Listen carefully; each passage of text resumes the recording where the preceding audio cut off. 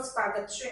ચારુતર વિદ્યા મંડળ યુનિવર્સિટીમાં વિકસિત ભારત સંકલ્પ યાત્રા હેઠળ વિદ્યાર્થી રેલીનું સફળતાપૂર્વક આયોજન કરાયું। 11 ડિસેમ્બરના રોજ યોજાયેલ વિકસિત ભારત એટ 2047 અન્વયે દેશના માનવંતા વડાપ્રધાન નરેન્દ્રભાઈ મોદી દ્વારા રાજ્યની અનેક યુનિવર્સિટી અને કોલેજોના વિદ્યાર્થીઓ સાથે ખૂબ જ મોટા પ્રમાણમાં વિદ્યાર્થીઓ સાથે લાઈવ કોન્ફરન્સ દ્વારા સંવાદ પ્રસારિત કરવામાં આવ્યો અને તેમના વિચારો વ્યક્ત કરવામાં આવ્યા।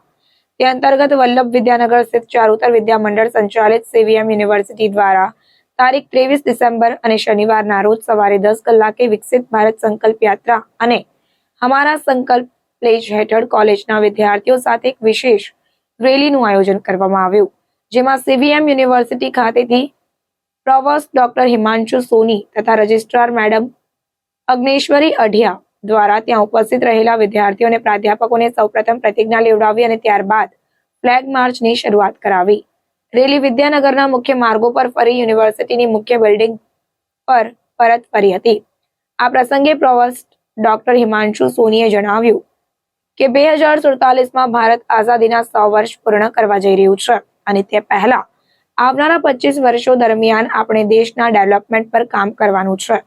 આ કામ પાર પાડવા દેશના યુવાનોએ ફરજ અદા કરવાની રહેશે। તેથી જ વિદ્યાર્થીઓને કેન્દ્ર સરકારની ગાઈડલાઈન અંતર્ગત પ્રતિજ્ઞા લેવડાવી છે અને આ રેલીનું આયોજન કરાવ્યું છે। દેશ માટે કંઈક કરી બતાવવાની ધગશ રાખતા વિદ્યાર્થીઓ પોસ્ટર અને નારા સાથે ઉત્સાહપૂર્વક રેલીને સફળ બનાવી હતી।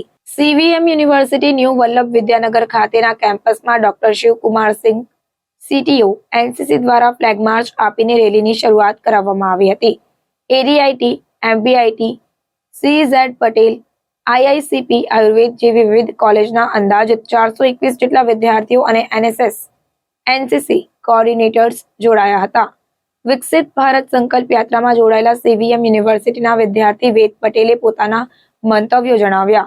2047માં પૂર્ણ વિકસિત બનાવવા ખેતી પર નિર્ભર લોકો અને ખાસ કરીને તેની સાથે જોડાયેલી મહિલા ખેડૂતોને પ્રાધાન્ય આપી ડ્રોન સિસ્ટમ જેવી સગવડો પૂરી પાડીને વિકસિત ભારત કરવા જોઈએ।